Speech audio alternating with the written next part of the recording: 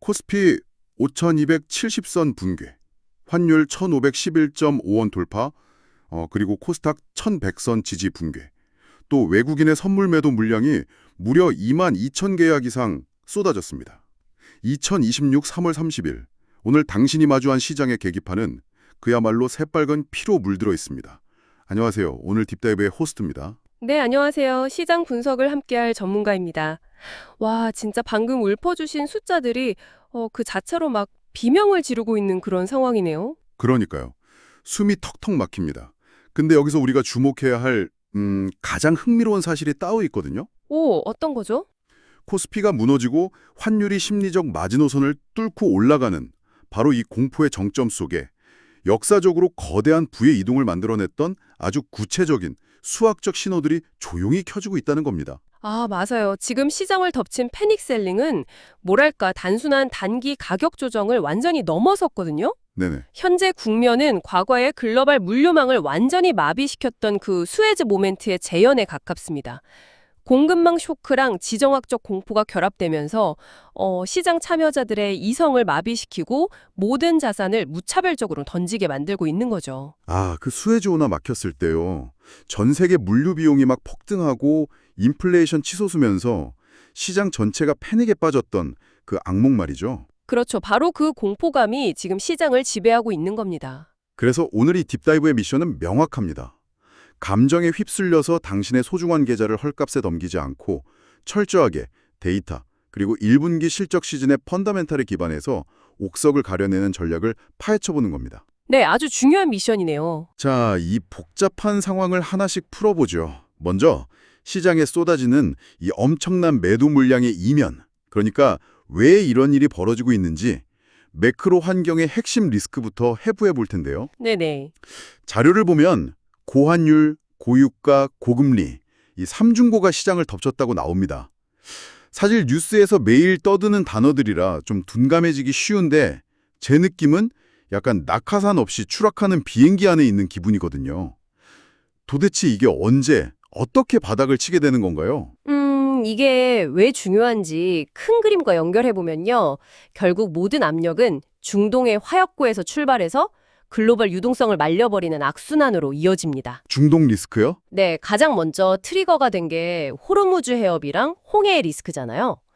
후티 반군의 참전으로 전쟁이 장기화되면서 글로벌 에너지 공급망의 핵심 동맥이 꽉 막혀버렸습니다. 아, 배들이 못 지나가니까. 그렇죠.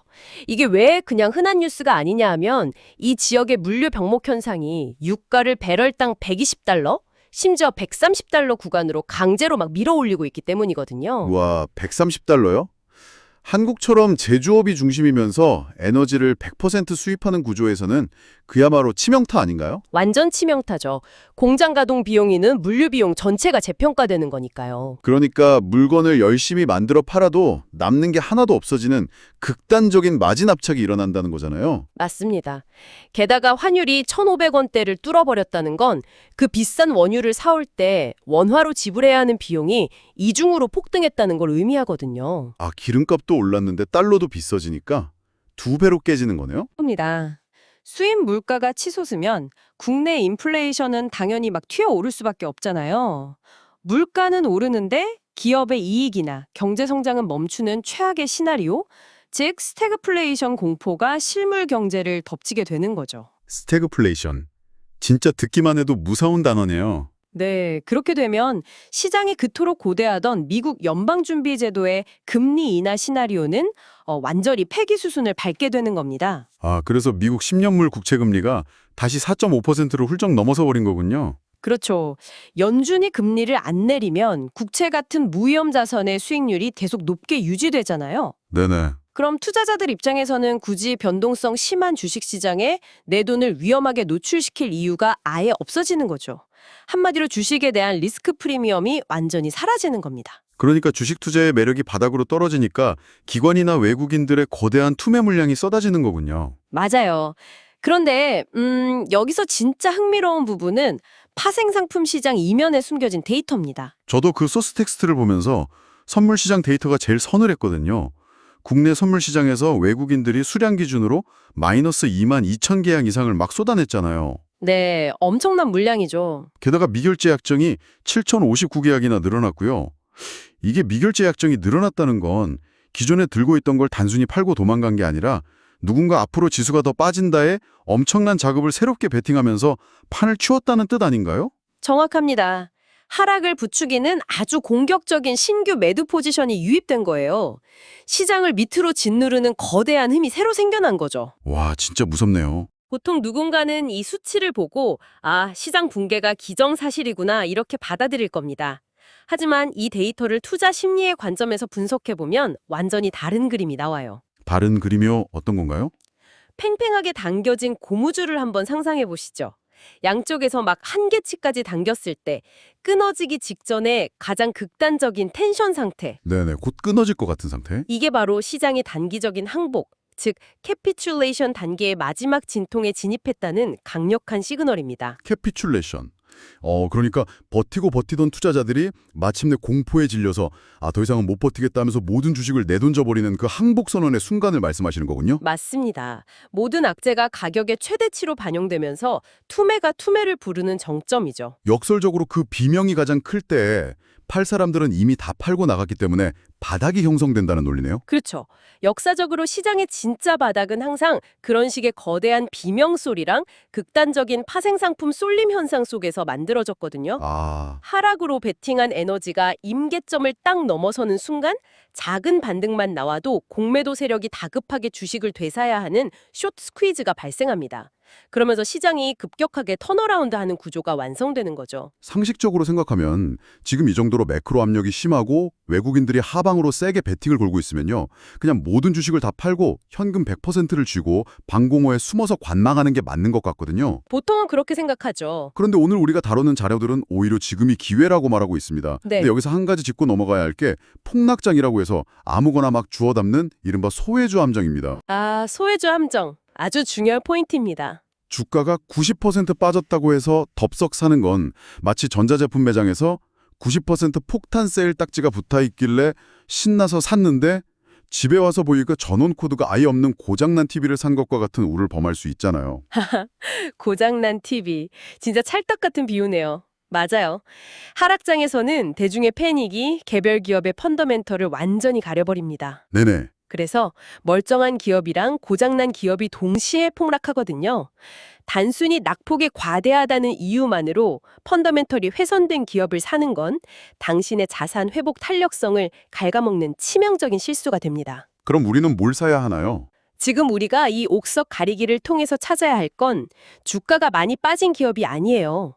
실질적인 현금 창출 능력과 시장 가격 사이의 괴리가 역사적 최대치로 벌어진 기업입니다. 가치와 가격의 괴리? 네. 텍스트에 등장하는 코스피 PER 8배라는 수치에 주목해야 하는 이유가 바로 여기 있죠. PER 8배.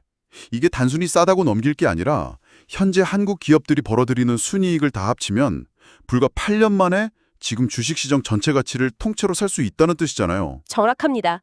이건 과거 금융위기나 팬데믹 수준의 극단적인 공포가 아니면 잘 오지 않는 밸류에이션 매력이 극대화된 구간이란 뜻이거든요. 와, 그렇게 들으니까 체감이 확 되네요. 무엇보다 그 이익이 그냥 장부상의 숫자가 아니라 실제 현금 흐름이라는 걸 증명하는 강력한 데이터가 있습니다. 코스피 200 기업들의 배당금이 전년 대비 무려 15.2%나 증가했어요. 잠깐만요. 15.2%요? 이렇게 이자 부담이 커지고 매크로가 박살나는 와중에도 기업들이 주주들에게 현금을 15% 이상 더 쥐어주고 있다고요? 놀랍죠. 그건 내부적으로 실적 방어가 충분히 되고 있다는 펀더멘털의 자신감입니다. 바닥권에서 대주주들이 자사주를 적극적으로 매입하는 움직임도 완전히 같은 맥락이고요. 와, 밖에는 태풍이 불고 난리인데 집안에서는 난로 피우고 파티를 하고 있는 셈이군요. 하, 맞아요. 기업이 자기들 돈으로 주식을 사고 배당을 막 늘린다면 그건 아무리 시장의 폭풍우가 몰아쳐도 주가가 더 이상 밑으로 빠지지 않는 하방 경직성을 자기들 스스로 만들어내는 거네요. 네, 방어력이 엄청나게 강해지는 거죠. 그리고 여기서 1분기 실적 시즌에 아주 핵심적인 모순이 하나 등장합니다. 모순이요? 네, 지수는 지금 막 급락하고 있잖아요. 그런데 반도체 업종의 EPS, 즉 주당 순이익 추정치를 한번 보십시오. 오히려 상향 조정되고 있습니다. 그 부분이 정말 모순적이네요. 시장 전체는 무너지고 주가는 뚝뚝 떨어지는데 애널리스트들은 반도체 기업들이 내년에 벌어들일 돈은 더 많아진다면서 기대치로 올리고 있다는 거잖아요. 맞아요. 실적의 방향이랑 가격의 방향이 완전히 반대로 가는 엇박자가 나고 있는 거죠. 왜 이런 현상이 생기는 건가요? 시장의 거시적인 공포가 개별 산업의 사이클 회복을 강제로 억누르고 있을 때 발생하는 전형적인 현상입니다. 반도체는 AI 사이클이랑 맞물려서 이미 턴어라운드를 시작했거든요. 아, AI 수요 폭발 때문에요. 네. 그런데 고금리나 중동 리스크 같은 매크로 압력 때문에 주가가 위에서 꽉 눌려 있는 상태인 거예요. 이것이 바로 실적과 가격의 극단적인 괴리입니다. 야, 공포가 만들어낸 환상 속에서 진짜 가치들이 막 박앤세일을 하고 있었군요. 영리한 투자자라면 이 괴리를 W자형 반등의 두 번째 바닥을 잡는 최고의 역발상 매수 기회로 활용해야 합니다. 좋습니다. 그러면 이게 다 무슨 의미죠? 지금 이 딥다이브를 듣고 계신 당신은 이 엄청난 기회와 살벌한 리스크가 뒤섞인 혼돈 속에서 정확히 어떤 액션을 취해야 할까요? 이제 진짜 실전으로 들어가야죠. 네, 세 번째 섹션, 트레이더를 위한 실전 대응 전략으로 넘어가 보겠습니다. 사실 자료를 읽으면서 직관적으로 가장 납득이 안 됐던 부분이 하나 있어요. 어떤 부분이죠? 지금 온통, 전쟁, 금리, 환율 같은 거대한 매크로 이슈가 시장을 멱살 잡고 흔들고 있잖아요. 네. 근데 정작 전략 가이드에는 매크로보다 마이크로, 지수보다 종목에 집중하라고 주문하더라고요. 네, 아주 중요한 지침입니다. 아니 이렇게 큰 파도가 칠 때는 오히려 바다 전체의 흐름, 그러니까 매크로를 더 주시해야 하는 거 아닌가요? 왜 갑자기 현미경을 들이대고 종목을 보라고 하는 건지 좀 의아했어요. 그렇게 생각하실 수 있죠. 그런데 매크로 변수는 사실 개인 투자자가 예측하거나 통제할 수 있는 영역이 절대 아닙니다. 우리가 연준 의장도 아니고요. 맞아요. 후키 반군이 내일 갑자기 어떤 행동을 할지, 연준이 금리 정책을 어떻게 바꿀지 매일 베팅하는 건 투자가 아니라 그냥 홀짝 게임에 불과하거든요. 아, 도박이 되는 거군요. 반면에 개별 기업의 1분기 실적, 보유한 현금량, 배당 여력 같은 마이크로 지표들은 우리가 명확하게 검증할 수 있는 실체 영역입니다. 눈으로 확인할 수 있는 숫자들이니까요. 그렇죠. 거시경제의 불확실성이 막 극에 달할수록 통제 불가능한 변수에 일희일비하지 말아야 합니다. 내가 확실히 알고 검증할 수 있는 개별 기업의 펀더멘털로 시선을 확 좁혀야만 생존할 수 있어요. 와, 예측 불가능한 태풍의 경로를 맞추려고 끈끈대지 말고 당장 내 집 지붕이 얼마나 튼튼한지 눈앞의 벽돌부터 꼼꼼히 점검하라는 뜻이군요. 완벽한 요약입니다. 실전 가이드를 구체적으로 보면요. 일단 현금 비중 30%를 강력하게 유지하라고 되어 있습니다. 30%요? 이 폭락장에서도 섣불리 다 사지 말라는 거네요? 네, 앞서 우리가 분석한 외국인의 선물 투매 그리고 미결제 약정 증가세가 딱 꺾이는 변곡점이 올 겁니다. 아까 말씀하신 그 캐피출레이션 신호요? 맞아요. 시장의 진짜 바닥을 확인하는 그 신호가 나오기 전까지는 이 30%의 현금이 당신의 계좌를 지켜줄 최후의 방어선이자 가장 날카로운 무기가 될 거예요. 알겠습니다. 그럼 나머지 70% 주식 포트폴리오는 어떻게 해야 하나요? 철저하게 슬림화하는 과정이 필요합니다. 슬림화. 시장이 일시적으로 반등을 줄 때 아까 말한 그 고장난 TV들, 즉 소외주들을 이참에 다 쳐내고 핵심 주도주로 딱 압축하라는 거군요. 네, 바로 그겁니다. 자료에서는 반도체, 바이오와 함께 에너지 안보와 직결된 SMR, 그러니까 소형 모듈 원전이죠. 그리고 STO, 토큰 증권을 확실한 신성장 주도지로 지목했어요. 네네. 특히 이 SMR은 지금 이 고유가 매크로 상황이랑 구체적으로 어떤 역학관계가 있는 건가요? 중동 리스크가 유가를 밀어 올리고 스태그플레이션 공포를 자극할수록 글로벌 국가들의 최우선 생존 과제가 뭘까요? 바로 에너지 독립이 됩니다. 아, 남의 나라 기름에 휘둘리지 않겠다는 거군요. 그렇죠. 특정 지역의 분쟁이나 해역 봉사에 전혀 영향을 받지 않는 자체적이고 효율적인 에너지원이 너무 절실해지는 거예요. 네네. 이때 기존 거대 원전의 단점을 극복한 SMR이 이 공급망 병목 현상을 우회할 수 있는 가장 현실적인 대안으로 부각되는 겁니다. 거시경제의 위기가 특정 산업에는 폭발적인 성장 모멘텀으로 작용하는 거죠. 와, 중동에서 기름이 안 오면 우리 스스로 안정하게 전기를 만들어야 한다는 그 생존의 논리가 SMR로 막대한 자금을 몰리게 하는 거군요. 맞습니다. 그럼 STO, 토큰 증권은요? 지금 고금리라서 시중에 돈이 싹 마르는 상황인데 이런 새로운 금융 생태계가 팽창할 수 있을까요? 오히려 고금리 환경이기 때문에 역설적으로 기회가 생깁니다. 전통적인 자금 조달 창구가 막혀버린 기업이나 부동산 시장이 새로운 유동성 창구를 다급하게 찾게 되거든요. 은행 대출이 너무 비싸니까요. 그렇죠. STO는 기존의 무거운 부채 구조를 피해서 실물 자산을 아주 잘게 쪼개 유동화할 수 있는 돌파구를 제공합니다. 매크로가 꽉 막혀 있을 때 물꼬를 터주는 새로운 시스템이기 때문에 낡은 규제가 풀리는 순간 엄청나게 높은 밸류에이션을 받으며 성장할 수밖에 없죠. 위기가 만들어낸 결핍을 아주 정확히 채워주는 산업들로 포트폴리오를 압축하는 거군요. 네. 그리고 여기에 덧붙여서 변동성을 제어하기 위해 은행이나 보험 같은 고배당 가치 방어주를 일부 담아두는 것도 좋습니다. 주가가 떨어져도 든든한 배당금이 꼬박꼬박 쿠션 역할을 해주니까요. 계좌 전체의 심리적 안정을 가져다주는 포트폴리오의 닷 역할을 하겠네요. 정확합니다. 주식 전략은 확실히 감이 잡힙니다. 그런데 마지막 관문이 하나 남아있어요. 당장 내일 또 코스피가 2%씩 막 출렁이면 현금 30%를 쥐고 있어도 심리적으로 버티기가 진짜 쉽지 않거든요. 맞아요. 마음이 흔들리죠. 그래서 보고서 마지막에 파생 상품, 그러니까 선물과 옵션 전략이 등장합니다. 변동성 매도보다는 해지 포지션을 강화하려면서 푸스프레드나 스트레들 전략을 이야기하는데요. 사실 이거 일반인들한테는 너무 어렵잖아요. 이 복잡한 메커니즘을 좀 직관적으로 풀어주실 수 있을까요? 네, 최대한 쉽게 설명해 볼게요. 지금 시장은 지수가 하루에도 몇 %씩 위아래로 막 널뛰는 이른바 내재 변동성이 극도로 치솟은 구간입니다. 내재 변동성? 변동성이 높다는 건 파생 시장에서 보험료가 엄청나게 비싸졌다는 뜻이에요. 이런 상황에서 단순히 지수가 더 하락할 거야 라고 예상하고 하락에 베팅하는 풋옵션을 덜컥 매수하는 건 아주 위험합니다. 왜요? 하락장엔 풋옵션 사는 게 정석 아닌가요? 비유하자면 태풍이 이미 상륙해서 지붕이 막 날아가고 있는데 그제야 비싼 돈을 주고 화재보험에 가입하는 거랑 같아요. 프리미엄 비용 자체가 너무 비싸져서 확률적으로 무조건 불리한 게임이 되거든요. 보험료를 너무 비싸게 내버리니까 어설프게 지수가 찔끔 하락해서는 본전도 못 찾는 상황이 되기 십상이라는 거군요. 바로 그겁니다.